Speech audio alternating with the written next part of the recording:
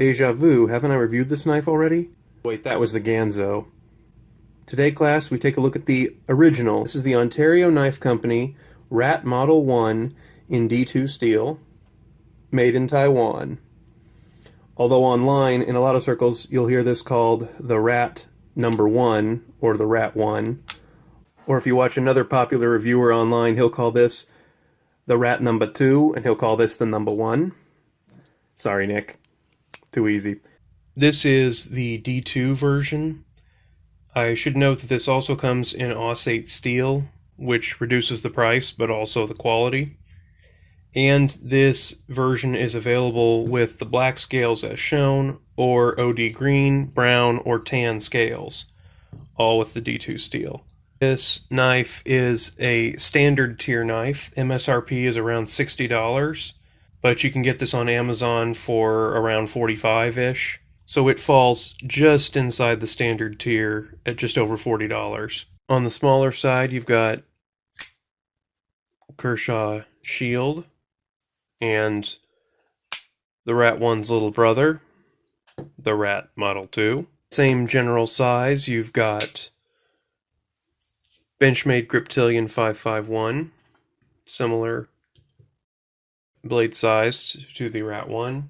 Most similar, the Ganzo G727M, or Gerbil as I call it, the homage or outright ripoff of the Rat 1. And on the larger side, the ZT-0452 CF. Absolute blade length is approximately, depending on how you measure this, around 3 1/8 to 3 1/4 inches of blade. Actual blade, about 3 1/8.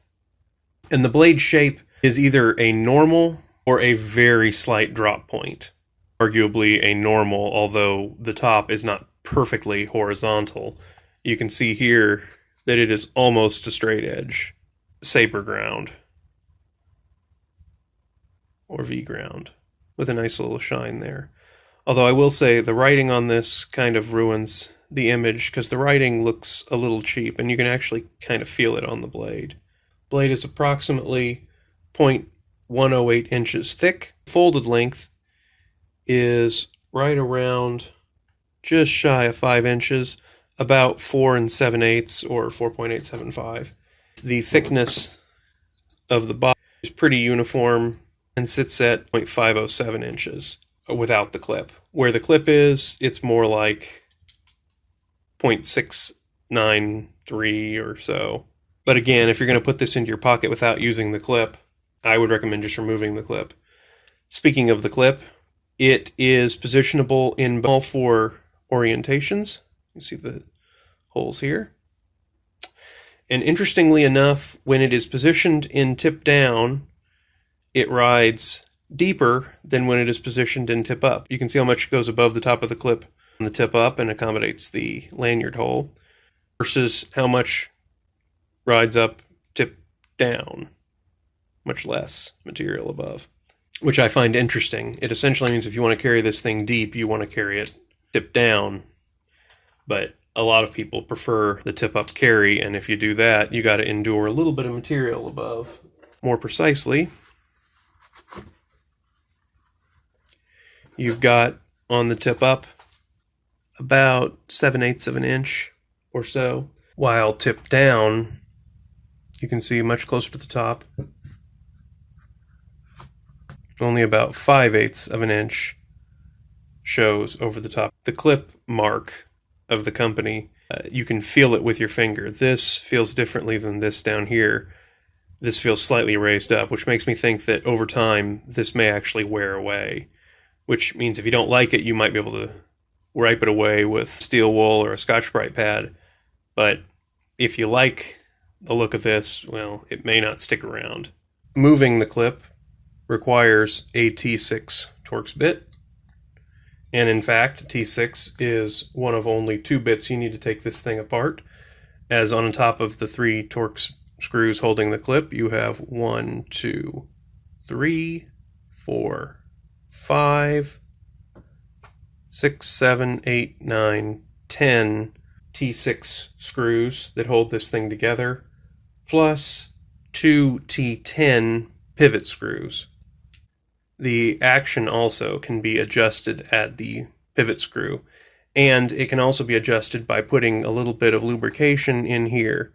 This knife rides on phosphor bronze and nylon washers, with just a small bit of lubrication and maybe a little bit of wrist. You can make a very nice action, although even the wrist isn't always necessary to get this thing to lock. It's a decent slicer.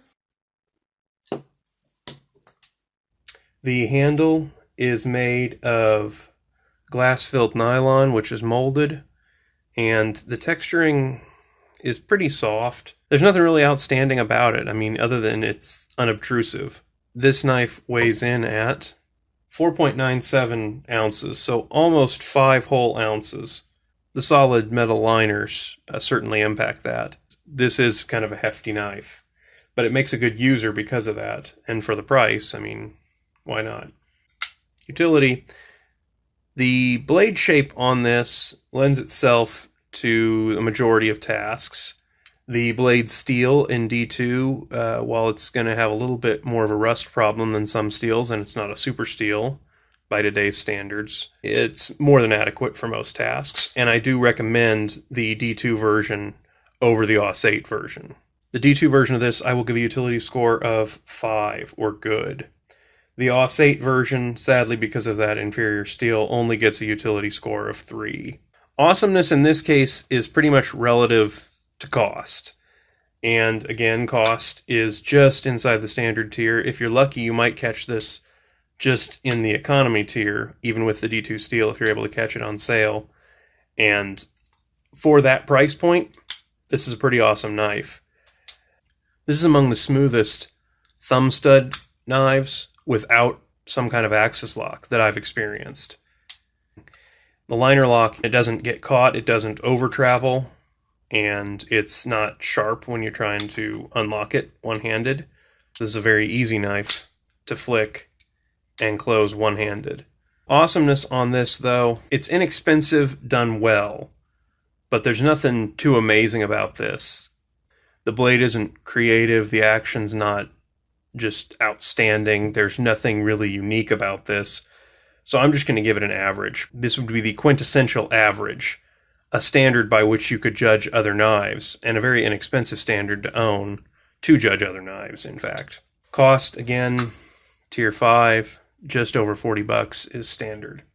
The weight at 4.97 ounces puts this thing, unfortunately, in the weight 2 tier. It is a heavier knife for carrying. Ergonomics. There's nothing done wrong about this knife, really, ergonomically. The jimping is decently pleasant. There's a good spot for your hands. This feels pretty good in hand, pretty comfortable in hand. That added weight is actually very comfortable for cutting. There's no flipper tab to poke you in the pocket or interfere with your cutting path. And the thumb studs don't get in the way of the cutting path either, and yet they're not so far up on the knife that you can't still use them. So it's done quite well. But I'm going to give this, again, the standard to judge against, I'm going to give this ergonomics score of 4. Legality-wise, with a blade of just over 3 inches long, this falls in the legality of 4, since it's not assisted, automatic, and it can't be opened by gravity. It's got very good retention. So I'm not going to subtract anything. I'm just going to give this a legality of 4 outright.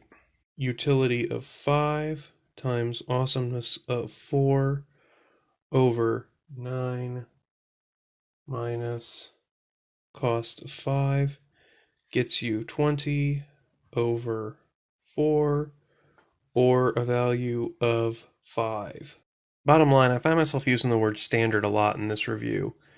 The Rat 1 is kind of a standard in the EDC community, and knife reviewers, I mean, there's not a lot new under the sun I can talk about with this. And I'm not gonna disagree with what most people have said. This is a great knife. You can't spell great without R, A, and T And it's inexpensive enough that it's a knife that, if you're a knife guy, you should own, if for no other reason than to compare other knives to it. It's a good size reference standard. It's a good standard for ergonomics. It's a good standard for the awesomeness of a knife. It's a really great thumb stud example. It's a great liner lock example. I mean, this is just an exemplary knife, and at under $50, if you like knives, there's no reason not to own one. Ontario Knife Company, Randall Adventure Training, or RAT Model 1 in D2 steel. Get one if you haven't already. It's definitely professor recommended. That's all for today. Class dismissed.